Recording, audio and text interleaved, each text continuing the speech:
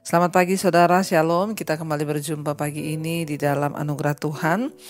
Kita bangun pagi hari dan ya sehat, tidak kurang suatu apapun. Biar kita mulai dengan ucapan syukur. Firman Tuhan terambil pagi hari ini dari 1 Korintus pasal yang ke-6. 1 Korintus pasal yang ke-6 ayat yang ke-7 mulai. Firman Tuhan berkata ayat yang ke-7, adanya saja perkara di antara kamu yang seorang terhadap yang lain telah merupakan kekalahan bagi kamu. Mengapa kamu tidak lebih suka menderita ketidakadilan? Mengapa kamu tidak lebih suka dirugikan? Tetapi kamu sendiri melakukan ketidakadilan dan kamu sendiri mendatangkan kerugian. Dan hal itu kamu buat terhadap saudara-saudaramu. Atau tidak tahukah kamu bahwa orang-orang yang tidak adil tidak akan mendapat bagian di dalam kerajaan Allah? Janganlah sesat. Sampai di situ saudara. Saudara, hari ini kita belajar firman Tuhan ya, yang berkata saudara, Rasul Paulus berbicara menasehati ini bagi jemaat yang ada di Korintus saudara ya. Rasul Paulus menasehati jemaat yang ada di Korintus, dia berkata kepada mereka, ya adanya saja perkara di antara kamu itu sudah merupakan satu kekalahan ya. Dia berkata kamu ada masalah aja itu sudah jadi satu batu sandungan kekalahan ya di antara kamu. Apalagi saudara ya, bagaimana kita bisa menjadi suratan yang terbuka, bagaimana kita bisa menjadi orang-orang yang dapat menjadi berkat ya, karena dikatakan ya, adanya masalah saja di antara kita, perkara di antara kita seorang terhadap yang lain, itu sudah merupakan kekalahan. Sebagai anak Tuhan, sebagai orang percaya, tentunya kita ini harus hidup menjadi berkat. Kalau bisa jangan sampai ada perkara-perkara atau masalah-masalah yang dilihat orang yang menimbulkan ya siak dan menjadi batu sandungan bagi orang. Entah itu dalam rumah tangga kita, dalam pekerjaan kita, kita jauhi saudara. Kalau bisa jangan ada perkara ya. Rasul Paulus menuliskan surat ini kepada orang-orang atau jemaat yang ada di Korintus, kepada orang Kristen yang ada di Korintus. Ya, mengapa saudara dia menulis surat ini? Karena pada waktu itu terjadi banyak perselisihan di kalangan jemaat. Ada perselisihan, ada permusuhan, ada pertentangan. Tentunya sebagai orang-orang percaya yang harusnya menjadi contoh dan teladan, kita tidak boleh ada perkara, ada perselisihan di antara kita. Iya, dan di sini Rasul Paulus bilang adanya saja perselisihan di antara kita, di antara kamu, itu sudah menjadi sebuah kekalahan bagi kamu. Ya, jangan berselisih saudara. Kalau kita mengerti kebenaran firman Tuhan, ya kita mengerti bahwa semua Tuhan izinkan terjadi, maka jangan ada perselisihan. Rasul Paulus berkata di sana, mengapa kamu tidak lebih suka menderita ketidakadilan? Mengapa kamu tidak lebih suka dirugikan? Dalam hidup ini seringkali Tuhan akan izinkan kita dirugikan. Seringkali Tuhan akan izinkan kita menderita ketidakadilan. Kenapa Tuhan izinkan itu? Untuk membentuk iman dan hati kita. Makanya saya banyak mendapat orang datang dan berkata, Bu, ya suami saya itu gak adil sama saya. Ya mertua saya itu gak adil sama saya. Orang tua saya itu tidak adil. Bahkan ada orang-orang yang datang kepada saya berkata, Tuhan kenapa nggak adil ya? Tuhan seringkali mengizinkan ada orang-orang yang berlaku tidak adil kepada kita. Kita sudah benar, kita sudah baik, tapi diperlakukan dengan tidak adil. Yang namanya diperlakukan tidak adil itu memang tidak enak. Tapi saudara terima saja, karena itu firman Tuhan. Rasul Paulus menasihatkan jemaat yang ada di Korintus, kenapa kamu tidak lebih suka dirugikan, kenapa kamu tidak lebih suka menderita ketidakadilan. Sekalipun kita mengalami satu ketidakadilan, sekalipun kita dirugikan, ya dirugikan dalam perasaan, dirugikan dalam materi, dirugikan dalam apapun, terima saja saudara sebagai sebuah pembentukan. Ya, tetapi Rasul Paulus berkata, harusnya standar iman kita, standar karakter Kristus dalam kita itu, kita ini rela menderita ketidakadilan, kita rela menderita kerugian.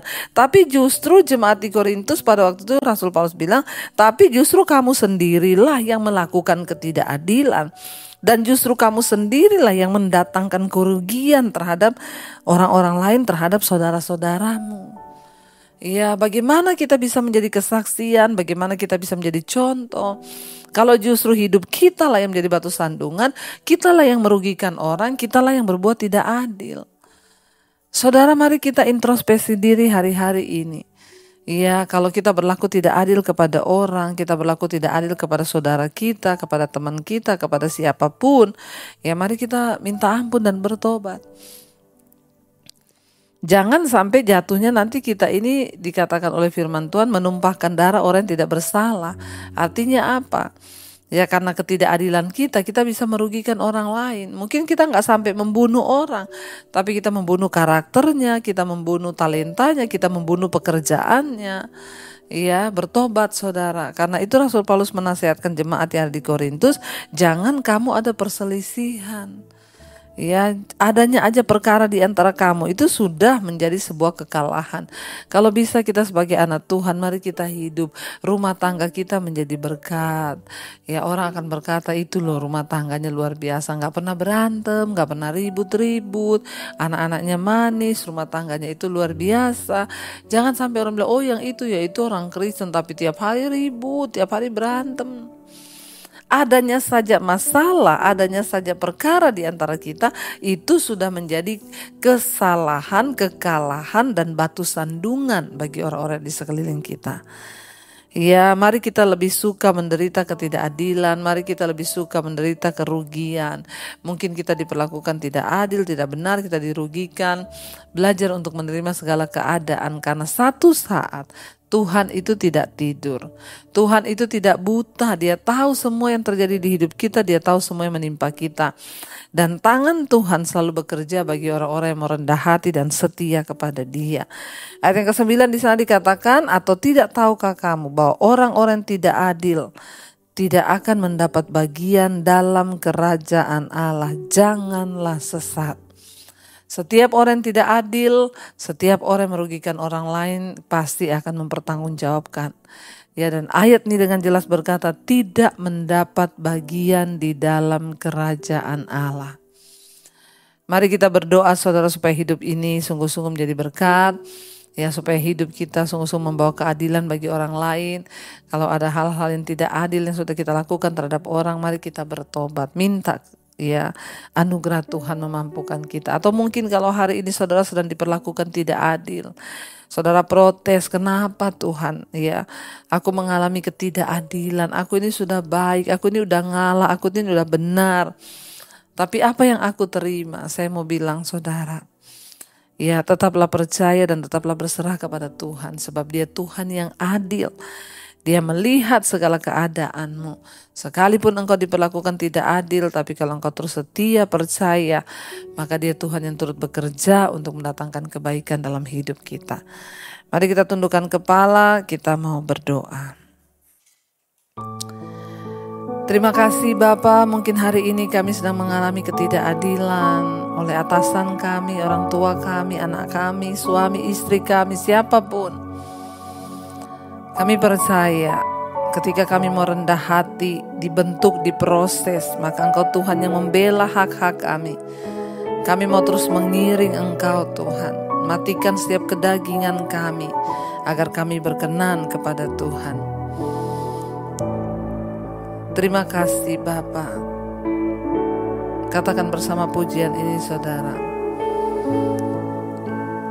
Mengikut Yesus, itulah kesukaan hatiku.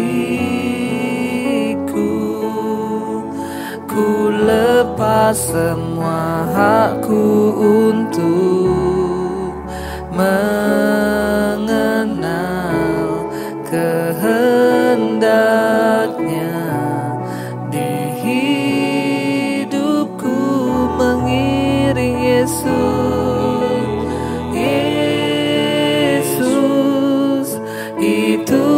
Itulah kekuatan hidupku. Ku yakin anugerahnya mampu jadikanku hamba yang berkenan selalu. Lebih lagi katakan, mari angkat tanganmu pada Tuhan. Mengikut Yesus, mengikut Yesus, itulah kesukaan hatiku. Ku lepas semua hakku untuk mengenal kehendaknya di hidupku. Mengiringmu Yesus, itulah kekuatan di hidupku. Itulah kekuatan hidupku. Ku yakin anugerahnya mampu jadikanku hamba yang berkenan selalu.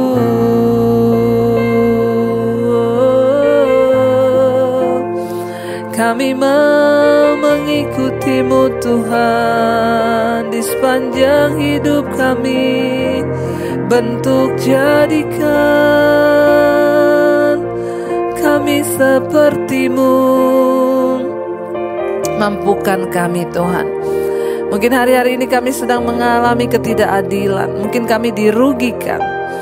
Kami mau belajar malam hari, pagi hari ini lewat kebenaran firman-Mu, di mana dikatakan bahwa kami harus lebih suka menderita ketidakadilan. Biarlah kami lebih suka menderita kerugian, supaya Yesus dimuliakan lewat hidup kami. Kami dibentuk menjadi lebih indah lagi. Hamba berdoa untuk setiap mereka yang sedang mengalami ketidakadilan, buat mereka yang sedang mengalami kerugian, dirugikan oleh orang lain. Tuhan berikan hati, kekuatan untuk terus menerima segala yang baik yang dari Tuhan. Sekalipun itu rasanya tidak enak bagi daging kami, tapi kami tahu Tuhan sedang membentuk kami menjadi indah. Berkati setiap mereka yang terus bangun pagi hari mencari wajah-Mu Tuhan. Pimpin, sertai, bentuk iman kami, bentuk karakter kami. Hamba berdoa buat mereka yang sekolah, yang bekerja, yang kuliah, Tuhan sertai hari ini. Damai sejahtera Kristus menjaga hidup kami. Kami berbuah di dalam kebenaran. Sertai dalam pekerjaan, dalam sekolah, dalam kuliah. Tuhan buat berhasil agar hidup kami menjadi berkat dan menjadi teladan bagi banyak orang. Berkati yang sedang terbaring sakit, Tuhan sembuhkan dalam nama Yesus.